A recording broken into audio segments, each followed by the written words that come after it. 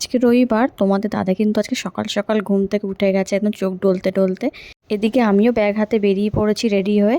কোথায় যাচ্ছি বলো তো আজকে আমরা যাচ্ছি মাছের আড়তে। হ্যাঁ, আমাদের স্টেশনের কাছে এখানে একটা মাছের আড়ত আছে, তো ওখানে আজকে যাব ইলিশ মাছ কিনতে। এই বছর কিন্তু বড় ইলিশ খাওয়াই হয়নি আমাদের, সব ছোট ছোট ইলিশ খেয়েছি।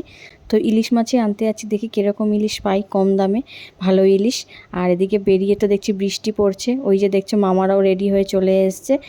আজকের ওয়েদারটা কিন্তু দারুণ, এরকম ঝিরিঝিরি বৃষ্টি পড়ছে। আর যদি ভালো ইলিশ পেয়ে যাই তাহলে বাড়িতে এসে তো ইলিশ মাছ ভাজা আর সাথে খিচুড়ি, একদম জমে যাবে আজকের দুপুরটা।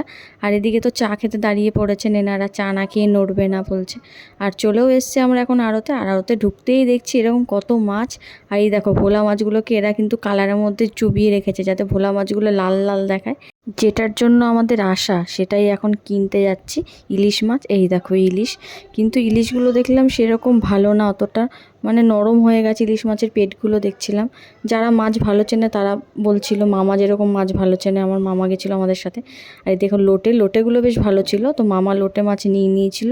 আর এখানে কিন্তু 1 কিলোর নিচে কিন্তু কোনো মাছ দিচ্ছিল না কোনো দোকানে। বোয়াল মাছগুলো দেখেছো কত বড় বড়, আমি তো প্রথমবার এত বড় বোয়াল মাছ দেখলাম। তোমাদের দাদা যেহেতু অন্য কোনো মাছ খায় না, ও কাতলা মাছটা একটু ভালোবাসে, তো কাতলা মাছ কিনতে দাঁড়িয়েছি। কিন্তু বাজারে যা দামে কিনি আমরা, এখানেও এসে দেখছি সেম দাম। তো সেরকম একটা মাছ পছন্দ হলো না খুব। ইলিশ মাছ তো কেনার খুব ইচ্ছে ছিল, যার জন্য আসা।